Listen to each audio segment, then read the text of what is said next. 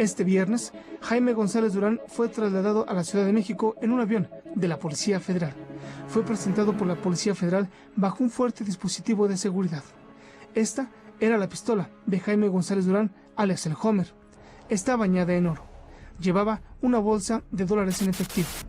Acabas de ver la noticia que sorprendió a todos los mexicanos el 7 de noviembre de 2008, fecha en la que fue apresado uno de los objetivos prioritarios de la nación azteca, Jaime González Durán, alias el Hammer, buscado no solo por ser miembro fundador del temido cártel de los Zetas, sino también por ser un brutal asesino que propició la muerte de más de 800 personas durante sus años al mando de la organización.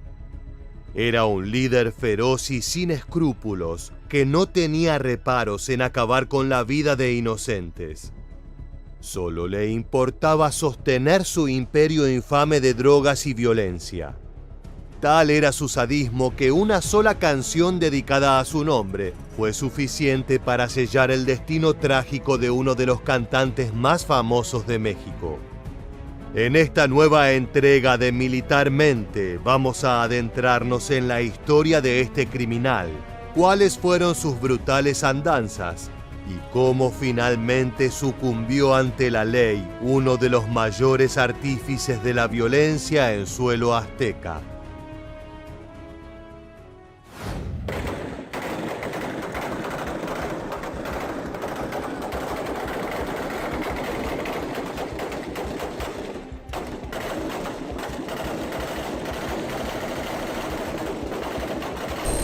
México es uno de los países más peligrosos del planeta, y eso se debe al negocio de la droga manejado por capos realmente importantes. Entre ellos, Jaime González Durán se fue abriendo camino a base de golpes y balas. Sin embargo, antes de adentrarnos en su oscura carrera, es importante saber de dónde vino esta bestia y cuál era su pasado previo a unirse al narcotráfico. Jaime González Durán nació el 8 de octubre de 1971 en el municipio de Aquismón, en la Huasteca Potosina. Creció en una comunidad de 500 habitantes que en su mayoría se dedicaban a la agricultura y al cuidado del ganado, una existencia tranquila y humilde. Sin embargo, desde pequeño el futuro asesino de los Zetas manifestó tener grandes ambiciones para su adultez. Ya de niño alardeaba que algún día sería dueño de la vecindad y se ganaría el respeto de todo México, pero aún no sabía muy bien cómo forjaría ese camino. El 15 de noviembre de 1991, cuando tenía 20 años, Jaime González Durán se enlistó en las filas del ejército mexicano, ya que sentía una gran atracción por las armas de fuego de grueso calibre. Se acreditó en la Fuerza Aérea y dentro de la institución recibió la preparación táctica que se le brinda a los uniformados. Rápidamente el joven destacó en el ejército debido a su dedicación. Tan prometedor era su perfil que incluso recibió entrenamiento especializado del equipo de seguridad estadounidense y de elementos de la Fuerza de Defensa israelí. Así como lo escuchas, uno de los fundadores de los temidos Zetas aprendió todo lo que sabía de las principales agencias de seguridad internacionales del planeta. No es sorpresa que ese frente haya sido una de las amenazas más grandes a las que se enfrentó el gobierno mexicano. Aprendió los movimientos tácticos para combatir en guerra. Supo cómo implementar técnicas para contrarrestar a grupos armados. Su entrega al ejército mexicano le hizo ganarse un puesto en las fuerzas especiales. Gracias a sus logros, González Durán fue integrado al cuerpo de élite Grupo Aeromóvil de Fuerzas Especiales, también conocido como GAFE, una legendaria tropa de alto rendimiento en la cual son aceptados solo los mejores. Esos equipos se diferencian de las demás unidades del ejército por su gran nivel de adiestramiento, disciplina, tolerancia al dolor, control de emociones, valor, capacidades físicas, psicológicas y de combate. El problema es que a finales de los años 90 el narcotráfico posó sus ojos en los uniformados de élite.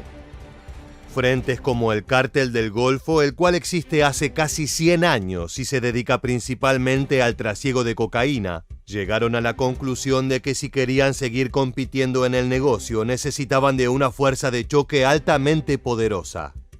La mejor forma de constituir el comando más salvaje y letal de todos era recurriendo a hombres entrenados, capaces de trabajar bajo presión, que tuvieran un conocimiento absoluto del manejo de armas de fuego y, claro está, una falta total de escrúpulos.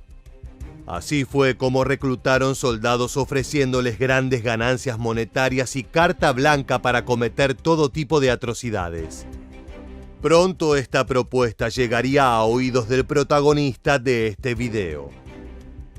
El 24 de febrero de 1999, Jaime González Durán desertó de las filas del GAFE para convertirse en lo que hasta ese momento había combatido: un peligroso sicario al servicio del narcotráfico.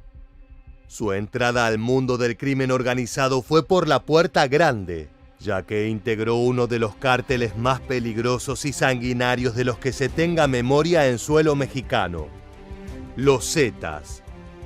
No solo eso, sino que fue uno de los 14 miembros originales y pronto se encumbró como el tercero al mando debido a su capacidad de liderazgo y su talento innato para sembrar el caos.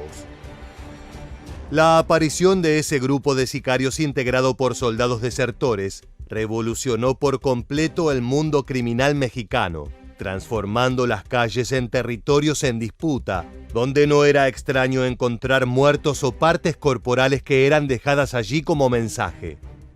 De acuerdo con los expertos en criminología, los Zetas fueron pioneros en el desmembramiento y la mutilación de sus rivales, un salvajismo que hasta mediados de los 90 no se creía posible. Esos elementos pusieron toda su experiencia militar al servicio del Cártel del Golfo. They've been trained in military tactics to the standard that we would train our military forces that are deployed in Iraq, for example. Over time, this group realizes that they become very powerful in themselves because they are the most violent. Operaban como su brazo armado para misiones de alta complejidad que incluían asesinatos de objetivos prioritarios, balaceras con fuerzas del orden público y el trasiego de grandes cantidades de sustancias ilegales. Los Zetas aprovecharon su conocimiento táctico para sembrar el caos en México, y eso incluyó horripilantes técnicas de tortura e interrogación que utilizaron con sus rivales.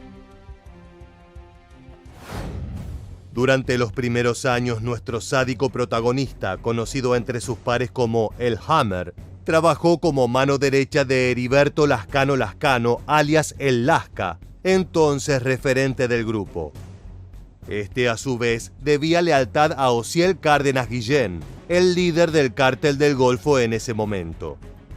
Al ser un hombre de confianza, a González Durán se le asignó una de las plazas claves dentro del funcionamiento del cártel: en Reynosa, Tamaulipas. Allí el joven, que en un pasado no muy lejano era parte de las fuerzas militares mexicanas, se transformó en un monstruo capaz de cometer los crímenes más atroces. Las autoridades creen que estuvo detrás de varios actos de trascendencia, como la liberación de presos en el penal de Matamoros en 2002 y de otros reclusos de Apatzingán en 2004. En simultáneo fue construyendo el camino hacia el trono de los Zetas. La oportunidad de ser la principal figura responsable llegó el 14 de marzo de 2003 con el arresto de Osiel Cárdenas Guillén en Tamaulipas durante un espectacular operativo que incluyó a la policía y al servicio de la Marina. Ante ese vacío de poder, el Hammer pasó a controlar gran parte de la distribución y el tráfico de drogas a Estados Unidos, principalmente en lo relativo a cocaína y marihuana. Ya siendo referente de la organización, fue acusado como ideólogo de la desaparición de 4 agentes de las fuerzas del orden en 2007. En ese entonces, también dirigía el narcomenudeo en zonas de Nuevo León, Michoacán, Hidalgo, Veracruz, Tabasco, Quintana Roo y la Ciudad de México. Todos esos lugares eran dominados con golpes sicariales como el que veremos a continuación.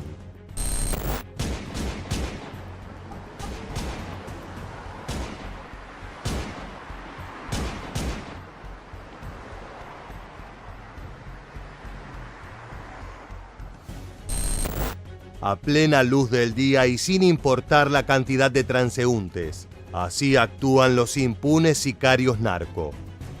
Más allá de todos los actos oscuros que cometió el líder de los Zetas, el hecho más conocido en la carrera de El Hammer es ser el principal sospechoso en la salvaje muerte de Valentín Elizalde Valencia, un legendario cantante regional mexicano. El Gallo de Oro, como apodaron al artista, era una de las figuras más conocidas del género, con canciones que hablaban de amor, fiesta y, como es de esperarse, historias narco. Entre su repertorio destacaba un track llamado A mis enemigos, un clásico en el cual Elizalde se desquita contra todos aquellos que lo odian y le tienen envidia. Hasta este punto esa pegajosa melodía no tiene nada extraño o particular. El problema es que la leyenda cuenta que fue escrita por encargo del mismísimo Joaquín El Chapo Guzmán, fundador del Cártel de Sinaloa, y que estaba dedicada a los principales enemigos del capo, el Cártel del Golfo y los Zetas. Ya ves cómo de a poco las historias de El Hammer y el Gallo de Oro comienzan a cruzarse. El 24 de noviembre de 2006, Valentín Elizalde realizó un show en Reynosa, Tamaulipas, una de las principales plazas ocupadas por los Zetas. Fue un concierto espectacular y, como no podía ser de otra manera, el artista hizo una interpretación muy recordada de A mis enemigos. Para muchos, esa fue su condena. En sí no hay algo que digas tú, esto sí es cierto de que la canción fue la culpable. A lo mejor tuvo algo que ver la canción esta, o a lo mejor no. Pero yo creo que hay más cosas como que uno todavía no sabe. Cuando se retiraba del recinto, el cantante se subió a su camioneta para volver a casa junto a su representante y algunos músicos. Apenas ingresaron a la autopista, un vehículo interceptó a Elizalde y su gente. Se cruzó en el camino para evitar que continuara su regreso. Desde el automóvil emergieron dos sicarios armados con rifles AK-47, los infames cuernos de chivo que se transformaron en una marca registrada del mundo criminal. Sin mediar palabras, los atacantes abrieron fuego y llenaron la camioneta de plomo. Fueron cientos de disparos en pocos segundos. Los cartuchos atravesaron el chasis y los cuerpos de las víctimas sin problemas, incluyendo a Valentín Elizalde, quien quedó totalmente destrozado y casi irreconocible luego de esa lluvia infernal. A continuación veremos un video captado por un civil que encontró el vehículo del Gallo de Oro a los pocos días de ocurrido el ataque.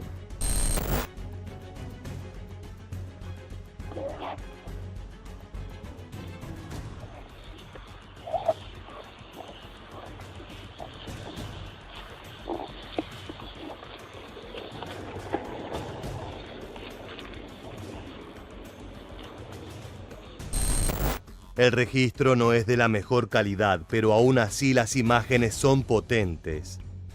Cientos de agujeros de bala recubren el exterior de la camioneta que transportaba al ídolo. Aquello fue un fusilamiento prácticamente a quemarropa que acabó con la vida de casi todos los ocupantes, salvo del primo de Valentín Elizalde.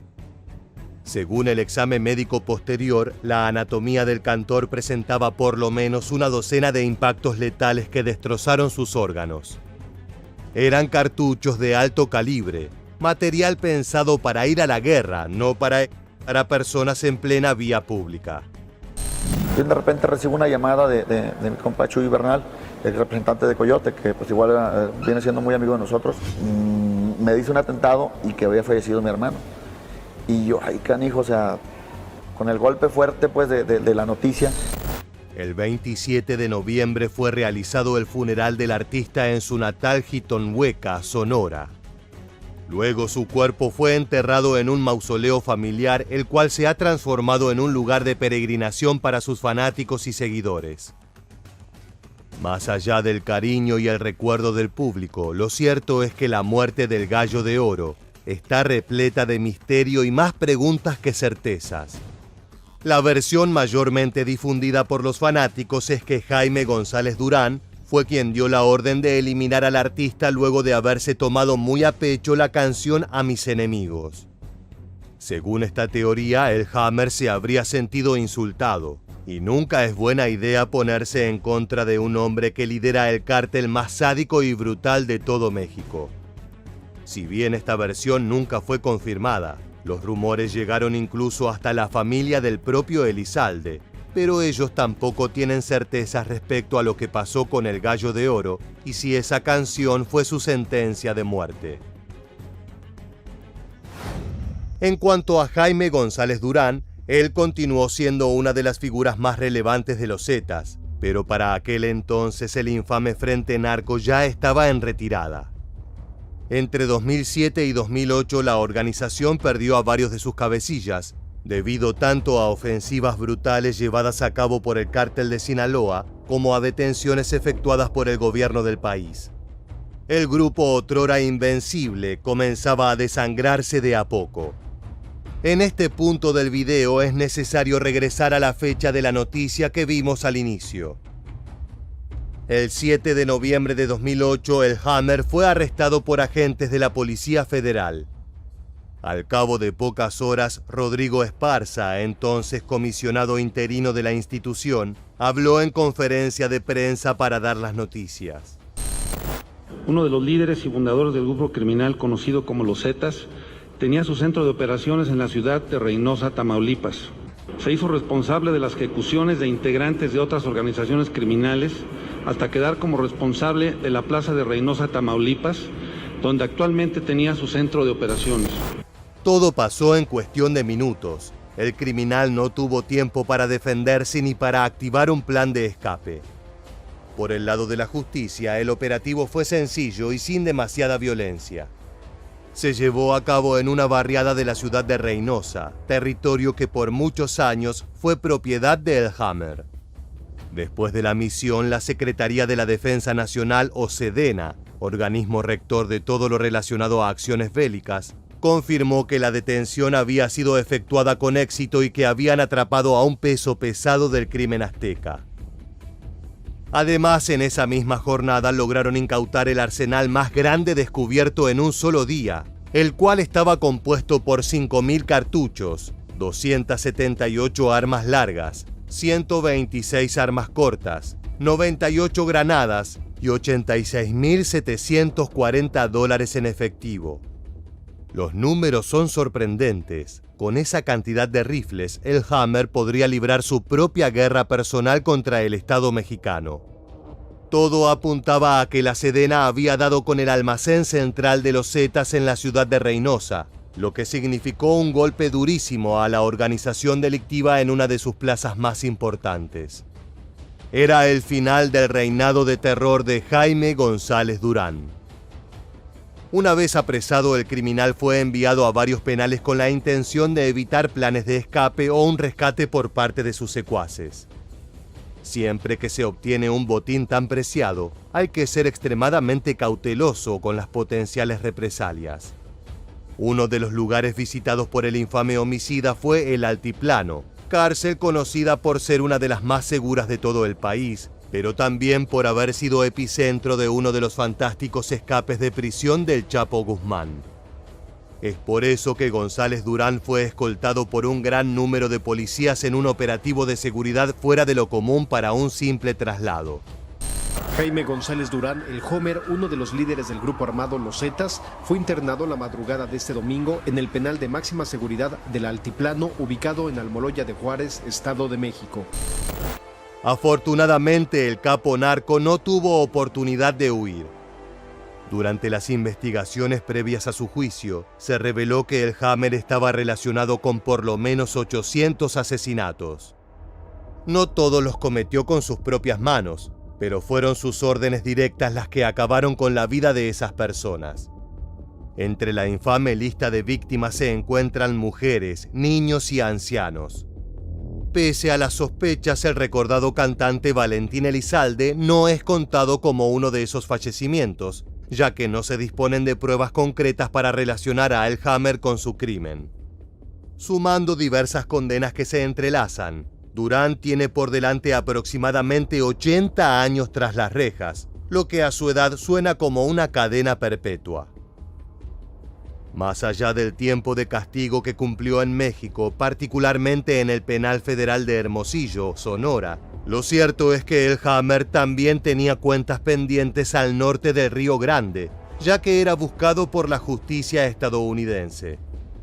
Es que durante años las operaciones de los Zetas tuvieron una incidencia directa en el ingreso de cocaína a dicho país, causando estragos en la población y provocando la muerte de varios agentes de policía.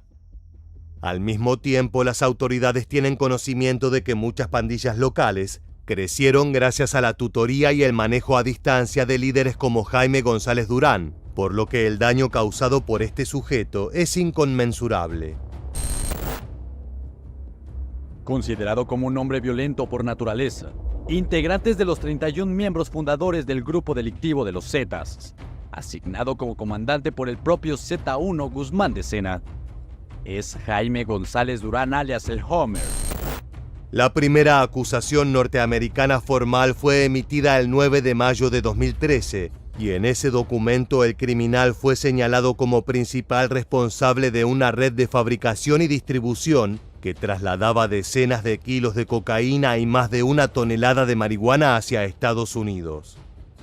En aquella ocasión, Washington solicitó la extradición del capo para poder continuar el proceso penal allí, pero no se hizo caso al pedido.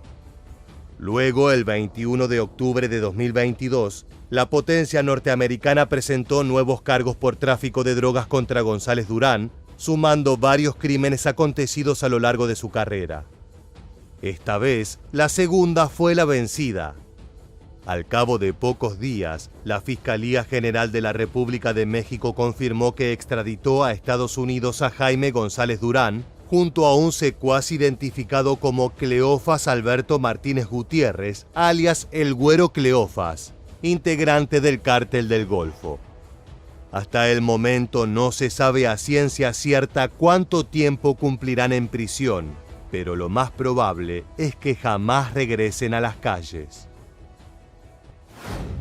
La vida y obra de El Hammer parece tomada de una típica historia de gángsters, con su ascenso astronómico y repentino, la utilización de la violencia extrema para forjar el imperio y el ocaso brutal que suelen tener los capos.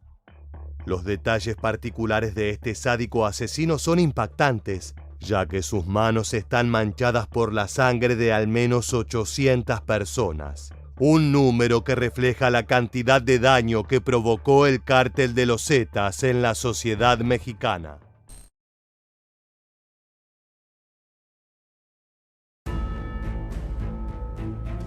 Pocos hombres han alcanzado el grado de violencia y perversidad que se le atribuye al Mencho Oseguera Cervantes, líder del cártel de Jalisco Nueva Generación. Este hombre ha aterrado a la población de México desde hace más de una década, y hubo un día, un breve lapso de tiempo, en que las autoridades creyeron haberlo atrapado.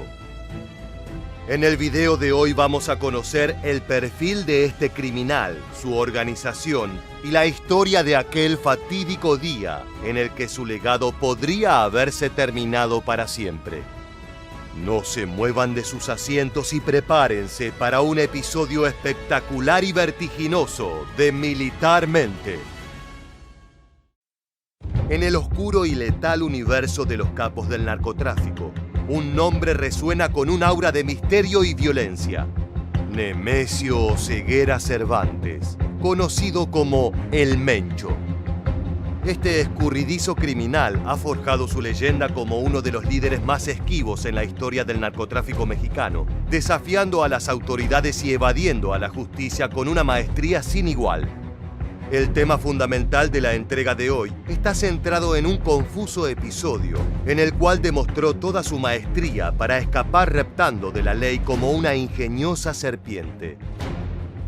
En el año 2012, durante apenas algunas horas, todo el país pensó que por fin podría librarse del reinado de terror de Oseguera Cervantes. Fue una ilusión que lamentablemente duró poco tiempo y que se deshizo frustrando a toda la sociedad. El hecho que vamos a desarrollar en algunos minutos dejó en evidencia que el crimen organizado tiene más poder que las autoridades, el gobierno y las fuerzas de seguridad. algo tan indignante como doloroso para la población de Jalisco. Pero antes de conocer este espectacular acontecimiento de la historia narco de México, vamos a contarte cómo fue que este malvado hombre se convirtió en uno de los narcotraficantes más poderosos del mundo.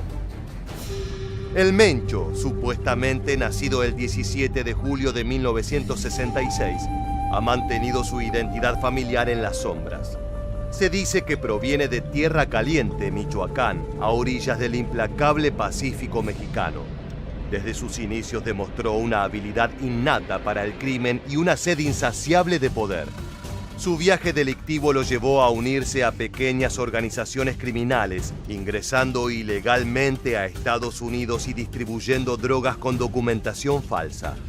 En la década de 1980 en San Francisco, se sumergió en el narcotráfico pesado, enfrentando detenciones y periodos en prisión.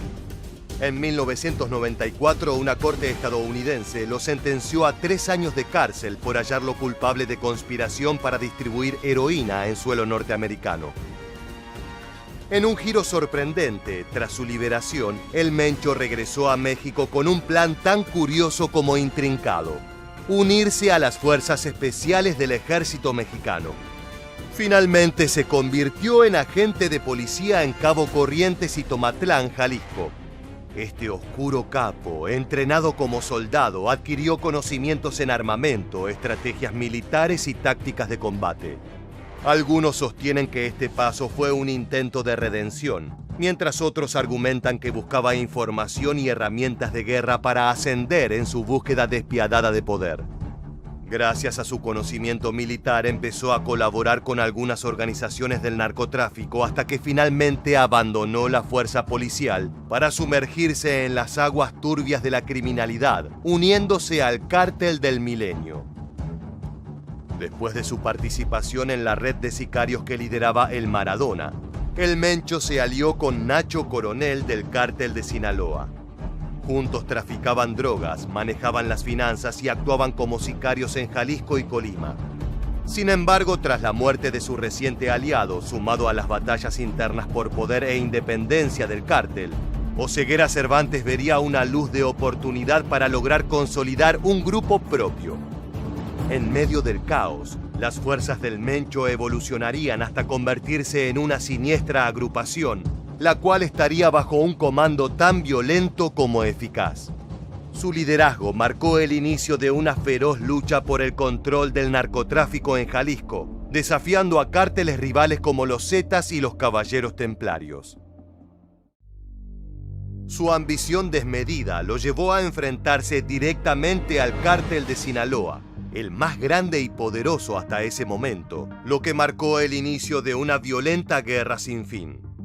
En 2010, tras la captura de líderes rivales, el Mencho consolidó el poder de su organización y fundó el Cártel Jalisco Nueva Generación, o CJNG, lo que inauguró el capítulo más sangriento en la historia del narcotráfico. ¡Córrele, córrele a la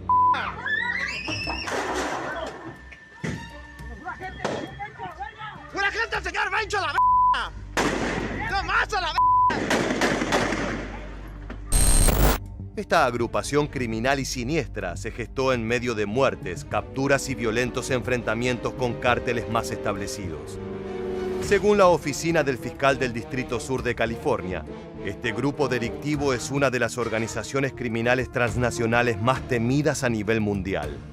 Su distintivo es el uso desmedido de la violencia y una impactante exhibición de sus atrocidades en las redes sociales. A la cabeza de esta maquinaria del terror, el Mencho Oseguera Cervantes se ocupa personalmente de hacer los negocios, haciendo la brutalidad extrema su método de conducción y del derramamiento de sangre su firma característica. Las tácticas son claras. El CJNG transforma los asesinatos en masa, la tortura de enemigos y la macabra exhibición de cadáveres en plena vía pública en su peculiar lenguaje. Esta forma brutal de comunicarse con cárteles rivales y desafiar a las autoridades es moneda corriente desde la aparición del grupo del Mencho. Entre los actos de violencia despiadada más comunes se encuentran el desmembramiento de adversarios y los ahorcamientos públicos, divulgados por impresionantes transmisiones en los medios de comunicación. Estos actos de crueldad extrema elevan los enfrentamientos entre distintas facciones narcotraficantes a niveles de locura y agresividad que desafían toda lógica. Como si esto no fuera suficiente, los miembros del CJNG están armados hasta los dientes con equipo militar de alta gama. Informes de las autoridades advierten sobre la posesión de lanzacohetes RPG-7, lanzallamas industriales, rifles de asalto, vehículos blindados y más de 3 millones de cartuchos de munición. Este impresionante arsenal tiene un solo objetivo: sembrar el terror. El arsenal del CJNG está a la par e incluso supera en profesionalismo a las Fuerzas Armadas mexicanas. Este poder militar, combinado con la violencia desmedida, ha convertido al Mencho en un objetivo primordial para las fuerzas de seguridad nacionales e internacionales.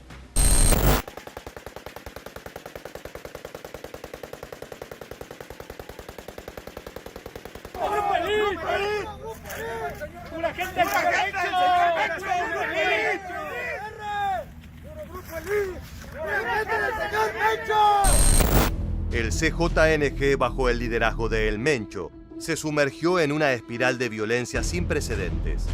Este cártel ganó notoriedad por su despiadada efectividad y por desafiar los límites de la brutalidad en su afán de expandir su territorio y controlar rutas estratégicas del narcotráfico. A medida que la agrupación ganaba terreno, Oseguera Cervantes diversificaba sus ingresos, fundando empresas en Estados Unidos para lavar dinero. Sin embargo, las autoridades estadounidenses contraatacaron, embargaron sus negocios y detuvieron a sus familiares.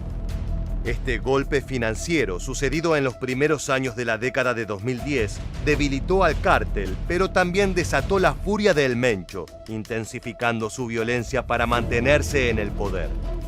Se estima que el cártel de Jalisco Nueva Generación es la agrupación criminal responsable de la mayor cantidad de muertes en México desde su aparición. Este grupo criminal no solo maneja las redes del narcotráfico, sino muchos otros negocios oscuros, siendo la trata de blancas uno de los más perversos. Es para que sepan que este negocio de las SCOR tiene dueño, CJNG, y se tiene que reportar cada semana. Se va a controlar con un brazalete que se les entregará por nuestra parte. A toda aquella que no haga caso, se la va a cargar la... El gobierno de Estados Unidos, ante la peligrosa amenaza que representa Nemesio Oseguera Cervantes, ha colocado un precio de $10 millones por cualquier información que conduzca a su captura. Su nombre, entre los más temidos, supo estar en la lista de los 10 más buscados del FBI y la DEA, desafiando la capacidad de las autoridades para poner fin a su reinado de terror. Sin embargo, hubo una luz de esperanza para todo el pueblo mexicano.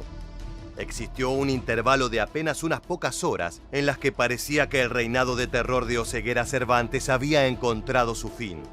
De este evento queremos hablarles y vamos a profundizar en aquella fatídica fecha a continuación.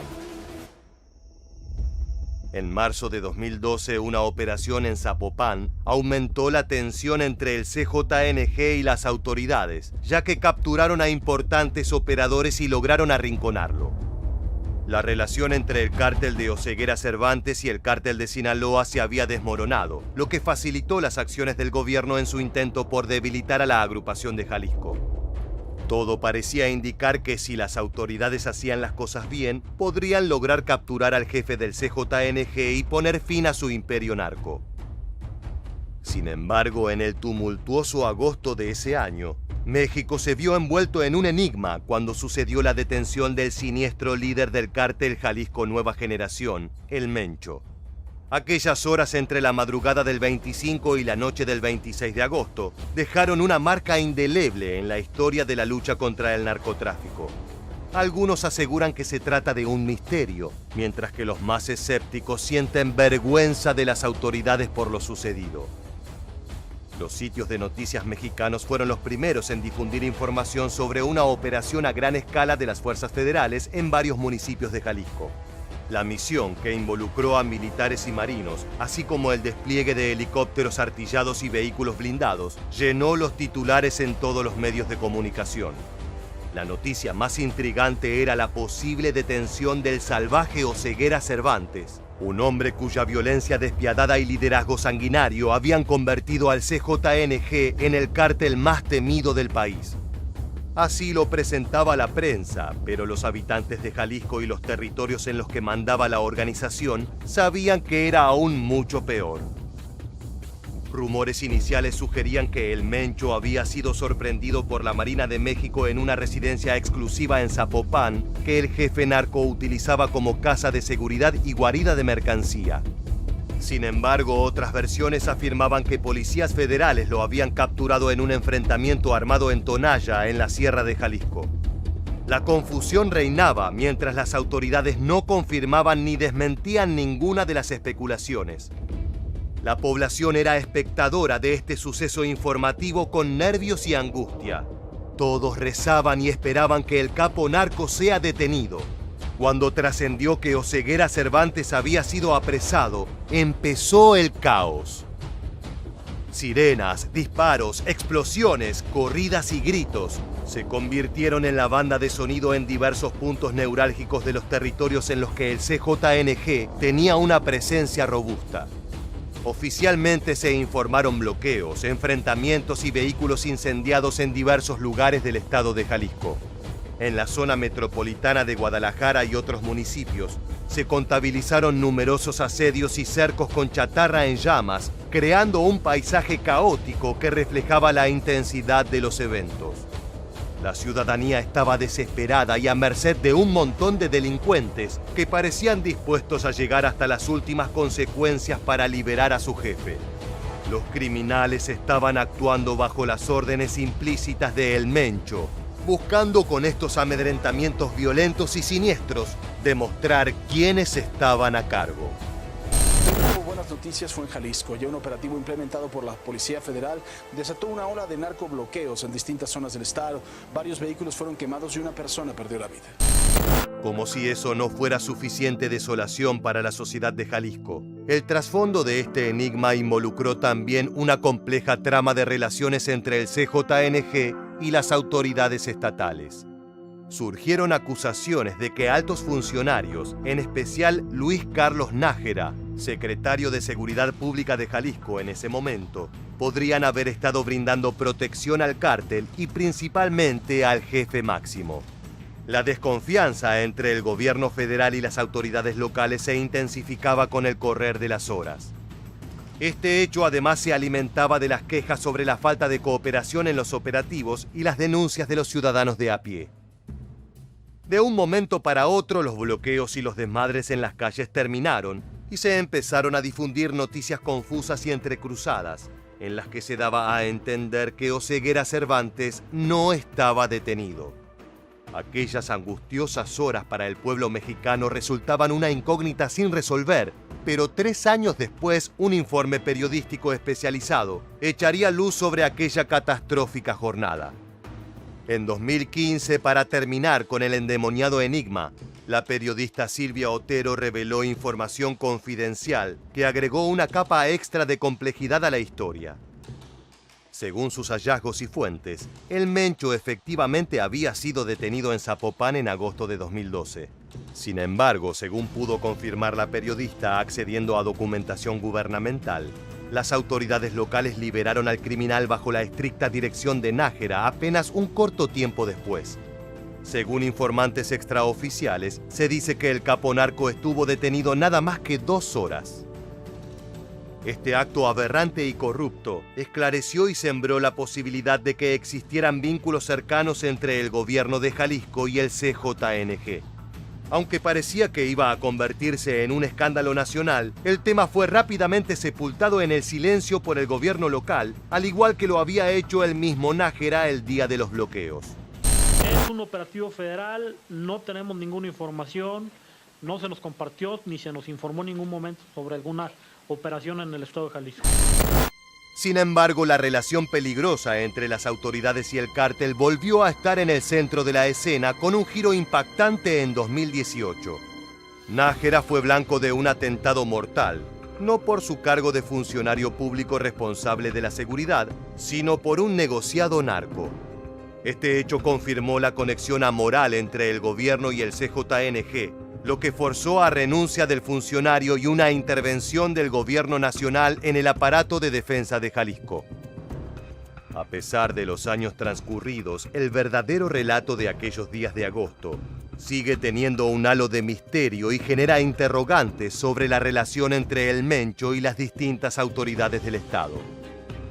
El esquivo líder del CJNG ha seguido burlando a las autoridades desde ese entonces, a pesar de la creciente atención y la intensificación de la presión por parte de las fuerzas de seguridad. La criminalidad del Mencho no hizo más que crecer y provocar problemas, tanto en Jalisco como en todo México, generando un conflicto directo y personal con el gobierno. La guerra declarada entre el CJNG y las Fuerzas Armadas Mexicanas a mediados de 2015 desencadenó atentados brutales, trampas mortales a agentes no relacionados con el cártel y violentos enfrentamientos caracterizaron este conflicto. En un operativo militar dirigido específicamente al CJNG, la respuesta del grupo fue una emboscada perfectamente ejecutada. Helicópteros militares fueron derribados, dejando un rastro de muerte y destrucción. Así la historia del Mencho se entrelaza con una red compleja de poder, violencia y astucia. Su capacidad para eludir a las autoridades, su ascenso en las filas del crimen organizado y su ferocidad despiadada crean un relato impactante que sigue sin tener precedentes en la historia del narcotráfico mexicano. El CJNG no solo maneja el negocio del narcotráfico, sino muchas otras actividades delictivas como el traslado de inmigrantes ilegales y el lavado de dinero. Rumores sobre su estado de salud se han esparcido, alimentando la incertidumbre en torno a su figura. Aunque no hay evidencia concluyente, informes sugieren que Oseguera Cervantes sufre severos problemas renales. Estas suposiciones están respaldadas por la confirmación de la construcción de un centro médico en 2020 en Jalisco, en las inmediaciones de la base de operaciones del CJNG. La incertidumbre con respecto al paradero de Oseguera Cervantes alcanzó su punto máximo en 2022, con especulaciones sobre su posible muerte que luego fueron desmentidas. A pesar de su supuesta delicada salud, la falta de evidencia concreta deja la pregunta en el aire: ¿está vivo o no el Mencho? Los Mezcales, una facción disidente del CJNG, anunciaron su desvinculación, afirmando la muerte de su líder, abriendo una batalla interna que solo promete más violencia. El gobierno mexicano investiga, pero la verdad se oculta entre las sombras, contribuyendo al aura misteriosa que rodea a uno de los líderes más esquivos y enigmáticos del narcotráfico en México.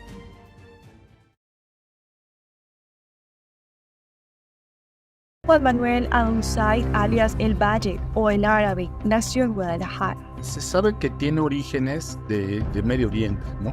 Pero digamos, buena parte de su vida y su operación la ha realizado en el estado de Jalisco. Él mantenía una relación cercana con los altos mandos del cártel de Jalisco, como es Nemesio Oseguera, alias El Mencho. No venimos a meter miedo ni a causar daños a la población. El cártel Jalisco Nueva Generación, desde sus comienzos, ha desencadenado una violencia infernal en México. Como todo monstruo ilegal, requiere tanto del músculo destructivo como de personas que se encarguen del funcionamiento económico. Y allí es donde entra en juego el infame personaje que conoceremos en esta entrega: Juan Manuel Al-Usaid El Valle, alias El Árabe, el operador financiero que manejaba millones de dólares manchados de sangre y dolor.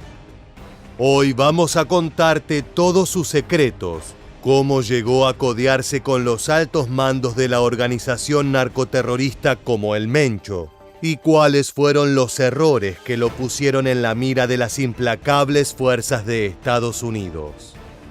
Acompáñanos en este nuevo video de Militarmente, para conocer en profundidad a quien supo moverse durante años en las sombras del salvaje mundo del narcotráfico.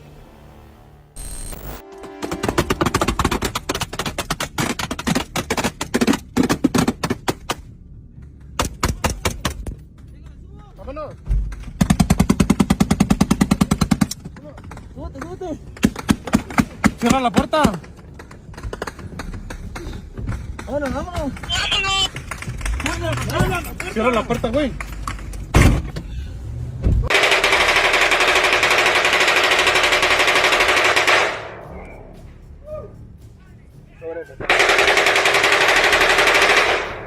Ahí te arrimo, monstruito, ahí vamos, primo, ánimo. En México las autoridades están totalmente sobrepasadas por una amenaza que desde hace décadas está en constante crecimiento: el narcotráfico. Es que los cárteles no son simples pandillas, sino organizaciones de gran escala que funcionan como empresas con su propio grupo de comandantes, sicarios, abogados y financistas. En el caso del personaje que analizaremos hoy, era el principal encargado de manejar las cuentas del infame Cártel Jalisco Nueva Generación, y desde esa posición se transformó en una figura poderosa en todo el país. Sobre la vida personal de Juan Manuel Abusá del Valle se sabe más bien poco, algo que ha ayudado a construir un halo de misterio y terror alrededor de su figura. Nació en Guadalajara, México, en el año 1972, pero no se consignan mayores datos familiares. Gracias a su apellido es posible deducir su ascendencia árabe, y es que probablemente este narcotraficante sea primera o segunda generación de inmigrantes de esa región del planeta. Al tener un nombre tan particular y poco frecuente en suelo azteca, resulta lógico que pronto se ganase el apodo de El Árabe, con el cual fue identificado durante años, tanto en las calles como en su carrera criminal. Desde los años 90 estuvo relacionado a distintas actividades ilícitas, pero no fue hasta bien entrado el siglo XXI que decidió abocarse al ámbito del narcotráfico. En esa época los principales cárteles como el de Sinaloa, fundado por Joaquín El Chapo Guzmán, o el del Golfo, con casi 100 años de historia, se encontraban en un periodo turbulento. Las autoridades mexicanas y estadounidenses golpeaban a la puerta buscando apresar a los capos y era necesario fugar bienes y dinero para evitar perder las descomunales ganancias obtenidas. Es en ese contexto que sujetos como Abusá del Valle emergieron como aliados ideales, gracias a sus conocimientos en manejo de capital y obtención de inmuebles, pero también a su experiencia en lavado de dinero y creación de empresas fantasmas. El cóctel perfecto para sostener los cimientos de esta red ilegal. Con el tiempo, el árabe se posicionó como una figura clave que entró en contacto con el cártel Jalisco Nueva Generación, la facción narco de Nemesio Ceguera Cervantes, alias El Mencho.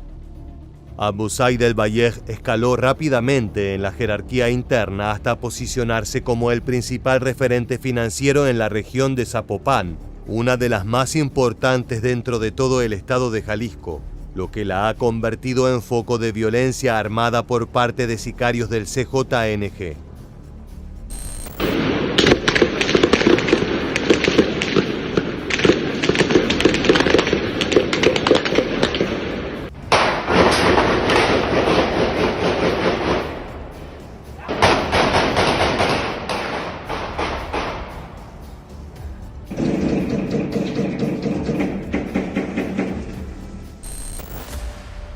Disparos a plena luz del día y derramamiento de sangre en nombre del CJNG. Esos son los efectos colaterales de este negocio en el cual Juan Manuel Abusá del Valle se había convertido en una pieza clave. Sus actividades llamaron la atención también al otro lado del Río Grande, donde las autoridades estadounidenses se alarmaron por la creciente presencia de activos potencialmente ilícitos en su país.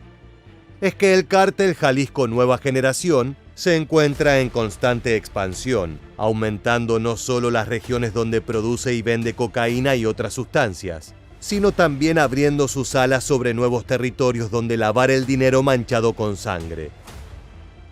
Según reportes de la DEA, la Administración de Control de Drogas de Estados Unidos, existen cientos de empresas fantasmas cuyos nexos se pueden trazar hasta Jalisco. En muchos casos, el cerebro detrás de esos negocios turbios es el árabe, un rostro recurrente en estas causas. Los narcos son realmente creativos a la hora de poner sus ganancias en circulación. Se sabe que participan del negocio inmobiliario, comprando y vendiendo mansiones, pero también de actividades más pequeñas y presuntamente menos sospechosas. Dentro de la red construida por Juan Manuel Abusá del Valle también se encuentran gasolineras, tiendas de ropa, de calzado e incluso locales de comida rápida. Tal vez esto último te recuerde a los pollos hermanos de la serie Breaking Bad. Una vez más, cuando hablamos de crimen organizado, la realidad y la ficción suelen estar más cerca de lo que pensamos. Las autoridades mexicanas confirmaron que el árabe también era requerido por la Corte Federal de Colombia, estado que lo acusaba de conspiración para distribuir cocaína y metanfetaminas con la intención de que fuera importada a Estados Unidos. En una serie de documentos presentados en el tribunal norteamericano, se alega que la actividad delictiva de Juan Manuel Abusá del Valle comenzó alrededor de 2012 y que desde entonces su nombre suele aparecer en testimonios e investigaciones que buscan ponerle fin al imperio de terror del cártel Jalisco Nueva Generación. Justo debido a las demandas que tiene en el estado de Colombia, podemos saber que también está inscrito en una red principalmente de empresas transportistas que de la mano de policías border control multían o lograban ingresar metanfetamina y fentanilo a la frontera de Estados Unidos. Como te adelantamos, la creatividad de los narcotraficantes no tiene fin. De acuerdo con las acusaciones efectuadas por la ciudad estadounidense, se afirma que el árabe era dueño de empresas falsas de transporte que en realidad facilitaban el ingreso de estupefacientes. Esto no es un detalle menor, ya que Colombia y el estado de Carolina del Sur no son territorios limítrofes a México, sino que se encuentran a varios miles de kilómetros de la frontera del país azteca. Sin embargo, ni la distancia ni los múltiples controles policiales son suficientes para detener los negocios del CJNG. Esto pone en claro el nivel de penetración que tienen los cárteles dentro del territorio del tío Sam y lo complicado que resulta emprender una guerra abierta contra frentes que ya se encuentran bien asentados dentro del país. Desde finales de 2018, la DEA solicitó al Departamento de Justicia y a políticos en Washington que gestionaran junto con México la aprehensión y posterior extradición de diversos líderes del cártel Jalisco Nueva Generación. En la lista negra de objetivos prioritarios se encontraba, por supuesto, el misterioso hombre de ascendencia árabe.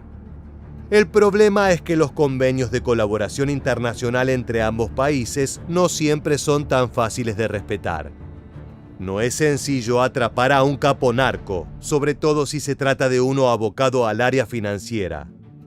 Cada líder tiene su propia tropa de soldados bien entrenados dispuestos a matar y morir para defender la libertad de su empleador.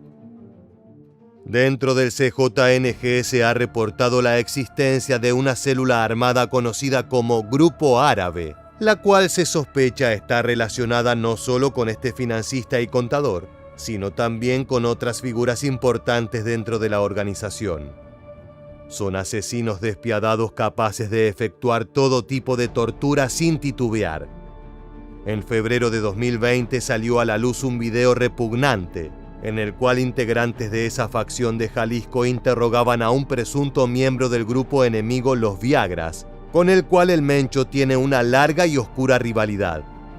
La víctima había sido golpeada y en el proceso se le arrancó la oreja con un arma punzocortante. Sin perder el tono irónico y morboso, uno de los asesinos le preguntó al rehén qué le había ocurrido en esa parte de su anatomía. ¿No tienes oreja? ¿Quién te la mochó? Viejo, yo vengo a apoyarles a ustedes. Esto lo va a pasar todos los días. Puta madre. ¿Quién te mandó? Nadie, viejo, vengo a apoyarlos. ¿A quién? Apoyarlos, viejo. Este tipo de material grotesco es tristemente frecuente en México, ya que los cárteles han adoptado la mutilación y el asesinato como una herramienta política y estratégica. Registrar en video la muerte violenta de un rival es una manera de ganar respeto y dejar en claro quién está al mando en los territorios.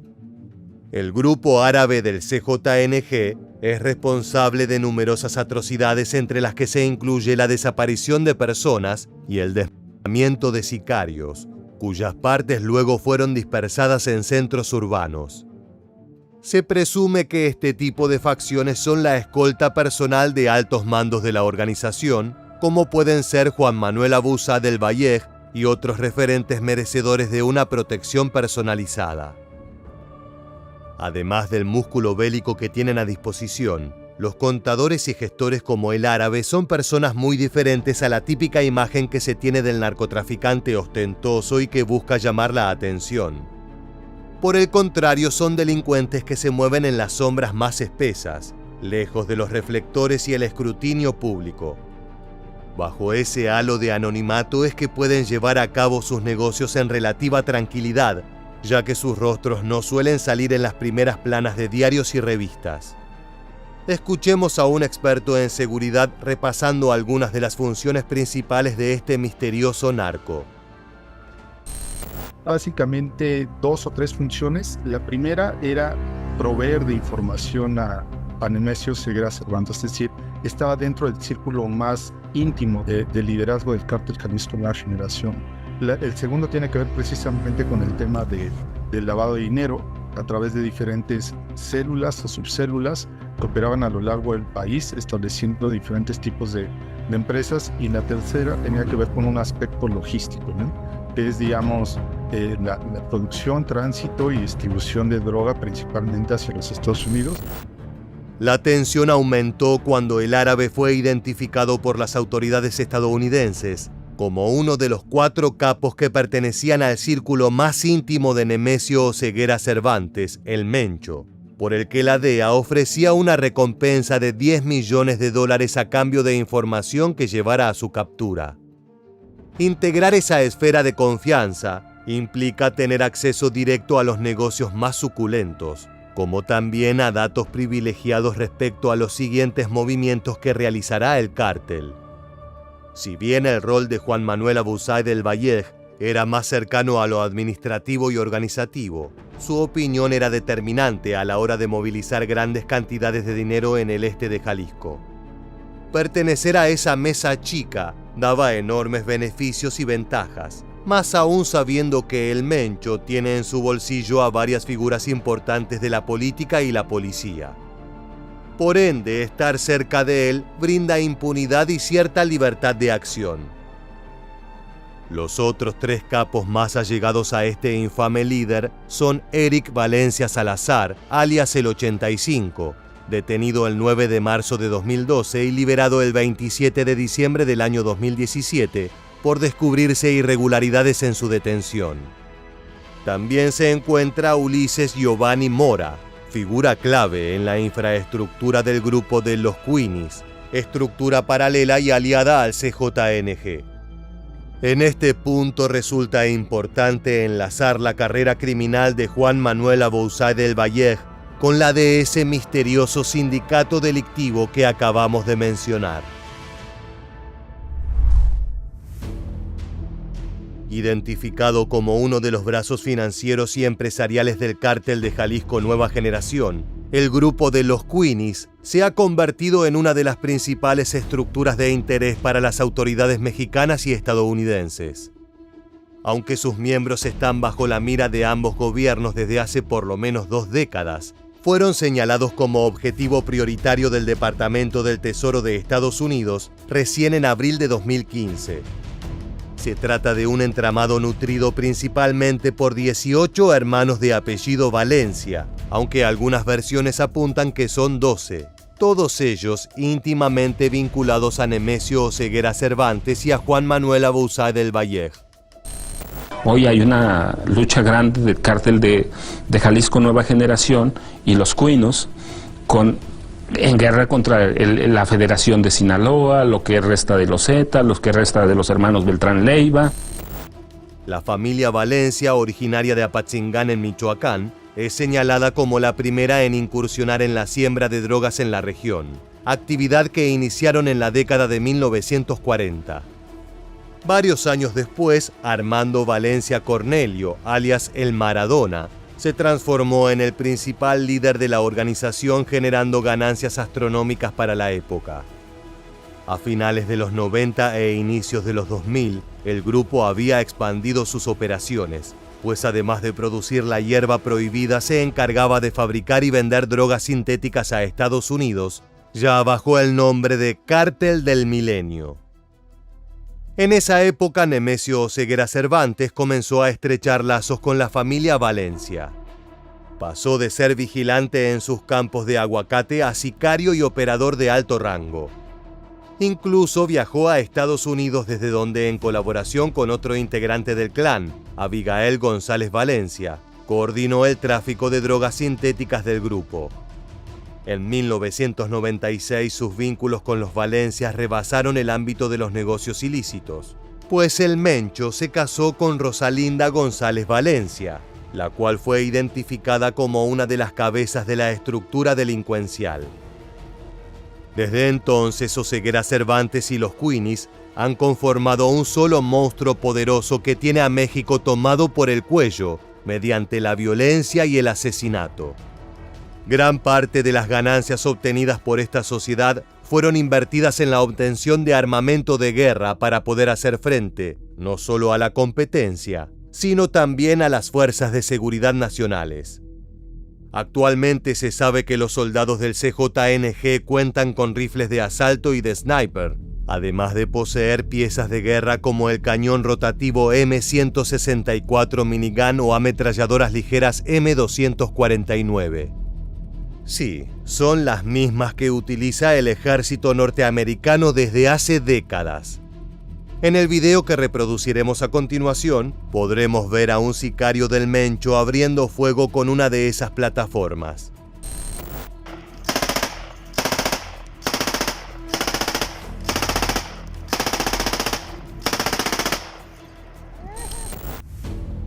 El poder de fuego es tan alto que el sicario trastabilla y da algunos pasos hacia atrás. Esto es producto tanto de la falta de experiencia como de la potencia salvaje de ese modelo. Organizaciones como los Queenies y referentes financieros como el Árabe son importantes también para la construcción de ese arsenal, ya que son ellos quienes gestionan el dinero destinado a la compra de armamento. Ten en cuenta que la mayor parte de las piezas que el CJNG utiliza para aniquilar a sus enemigos provienen de armerías perfectamente legales ubicadas en los Estados Unidos. Para poder concretar ese ciclo infame son necesarios enlaces financieros como Juan Manuel Abouzá del Valle.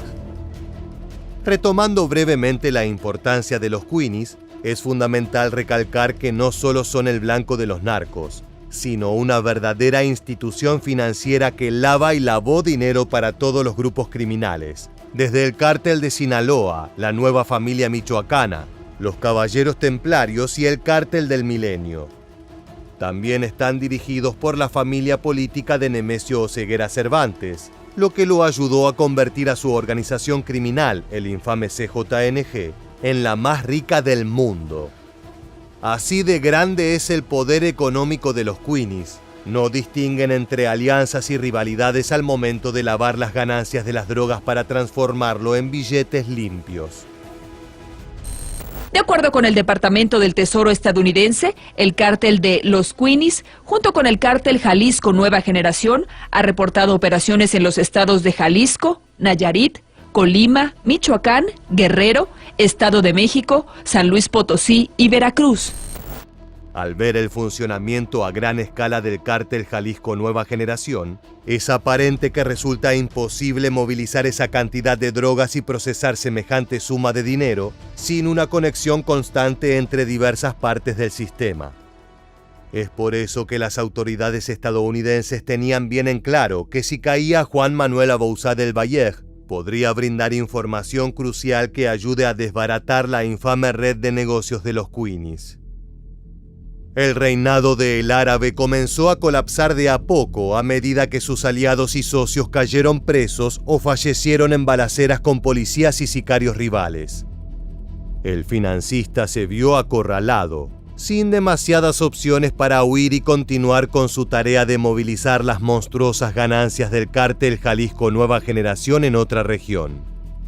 La primera estocada letal llegó en junio de 2020, cuando las autoridades mexicanas le bloquearon sus cuentas bancarias por su relación con Nemesio Oseguera Cervantes. Finalmente, luego de varios meses de búsqueda y persecuciones en distintos domicilios de Jalisco, el infame árabe fue apresado el 9 de marzo de 2021 y tras las gestiones el gobierno de México concedió su extradición a Estados Unidos. Fue entregado en el Aeropuerto Internacional de Ciudad de México a los agentes de Washington, quienes se encargarían de su traslado final para enfrentar los graves cargos que se le imputaron en la tierra del tío Sam. Definitivamente es un golpe fuerte. Estamos hablando de que de los dos grandes estructuradores de las figuras fiscales del cártel Jalisco Nueva Generación, ahora mismo ya se encuentran, uno, digamos, en proceso de señalamiento e investigación por la Secretaría de la Defensa Nacional, y el otro, alias El Árabe, ahora mismo ya se encuentra en manos de Estados Unidos. Figuras como las de El Árabe pueden pasar desapercibidas al contar los sucesos más sangrientos del narcotráfico mexicano, pero te aseguramos que hombres como este financista resultan claves para sostener un imperio semejante. Juan Manuel Abusá del Valleg no era simplemente un contador que manejaba los billetes del Mencho. Era un socio directo que tenía las manos manchadas con la sangre de miles de inocentes que fueron torturados y acribillados por los sicarios del CJNG. Al momento de edición de esta entrega no hay novedades respecto a cuál es su situación procesal en los Estados Unidos, pero todo indica que el sistema pretenda darle una pena ejemplificadora, o al menos transformarlo en un soplón de lujo que pueda dar información detallada sobre el funcionamiento del monstruo de Jalisco. Si finalmente El Árabe decide revelar más secretos, prometemos explicarlos en detalle en este mismo canal. De esta manera llegamos al final de este video. Si te gustan este tipo de historias y quieres conocer más biografías de figuras importantes del mundo criminal mexicano, te invitamos a que te suscribas y actives las notificaciones de este canal. De esa forma podrás estar al tanto de todas nuestras novedades. Sin más, nos despedimos hasta la próxima entrega de Militarmente. Gracias por tu fiel compañía.